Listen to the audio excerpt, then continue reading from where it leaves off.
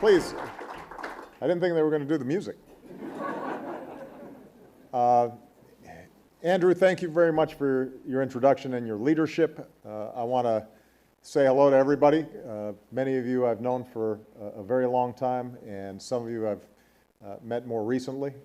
But let me say at the top what I always like to emphasize when I get a chance to speak to our business leaders, and that is I am very much rooting for your success because what is absolutely true is that when your companies are thriving, when your bottom line is where it needs to be, then the possibilities of jobs and growth and people being able to achieve their dreams are greatly enhanced. Now, the good news is that after 4 years of difficult times, we have seen a steady recovery, if not as robust as we would like. And we've seen over 6 million jobs created over the last 35 months. Housing is finally beginning to recover. There is reason for optimism as we move forward. I think what everybody here is aware of, though, is that we've got a long way to go. Unemployment is still too high. Middle-class families are still feeling enormous stresses and strains. And what I think everybody is concerned about is the enormous uncertainty in terms of the political framework, the tax framework, the debt framework within which all of you are going to be operating over the next several years. And right now, the biggest manifestation of that is the potential for a sequester that kicks in starting at the end of this week. Now, I should point out, and I'm sure you've heard from a number of experts and economists, that this is not a cliff, but it is a tumble downward. It's conceivable that in the first week, the first 2 weeks, first 3 weeks, first month, that unless your business is directly related to the Defense Department, unless you live in a town that is directly impacted by a military installation, unless you're a family that now is trying to figure out where to keep your kids during the day because you just lost a Head Start slot, a lot of people may not notice the full impact of this sequester. But this is going to be a big hit on the economy. And both private sector as well as public sector economists are estimating that we could lose as much as 0.6 of a point, maybe a little bit more, of economic growth. And that means, inevitably, hundreds of thousands of people who are not going to get jobs that otherwise would get them. It means that you have fewer customers with money in their pockets ready to buy your business, your goods and services. It means that the global economy will be weaker because although we obviously still have a long way to go in recovery, we're actually doing significantly better than some of the other developed nations. And the worst part of it is it's entirely unnecessary. It's not what we should be doing. I've said this before, I will say it again, and I suspect I will be repeating it during the question and answer session. But if you look right now at what our economy needs, taking $85 billion out of it over the next 6 months, indiscriminately, arbitrarily, without a strategy behind it, that's not a smart thing to do if we're serious about making sure that America grows and that our middle class is thriving and that there are ladders of opportunity into the middle class.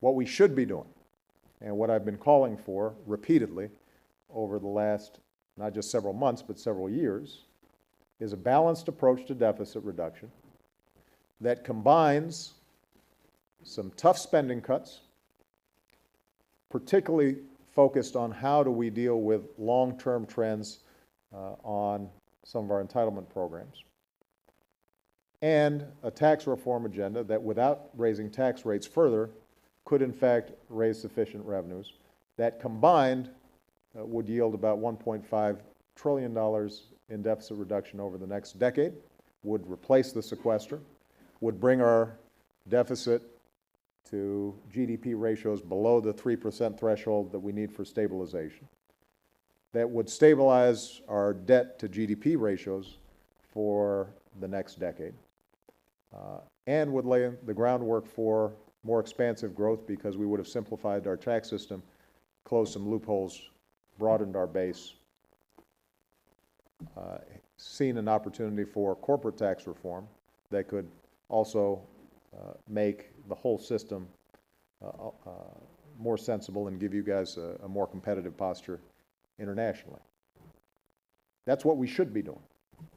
Now, you'll be happy to know that that's what I offered to my Republican friends back in December after my election, before the fiscal cliff. Many of you were involved in voicing support for such a balanced approach, even if you didn't sign on to every detail and every line item in our recommended budget.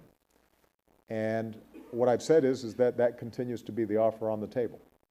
I am prepared to make some tough decisions, some of which will garner some significant frustration on the part of members of my party, but I think it's the right thing to do.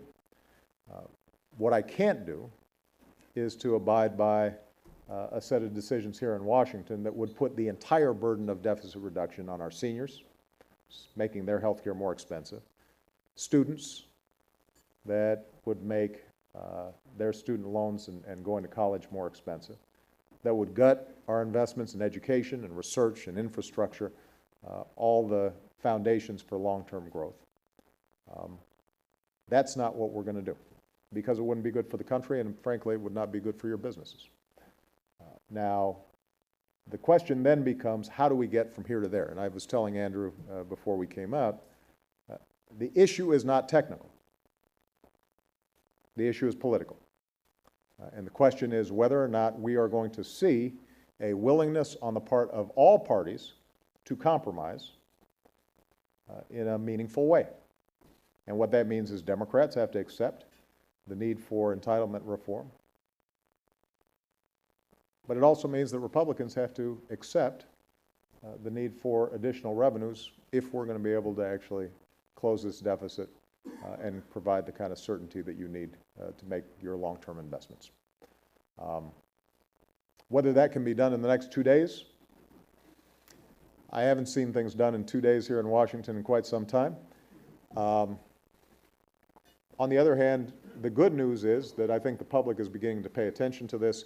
And one thing I'm certain about is that the country as a whole is weary of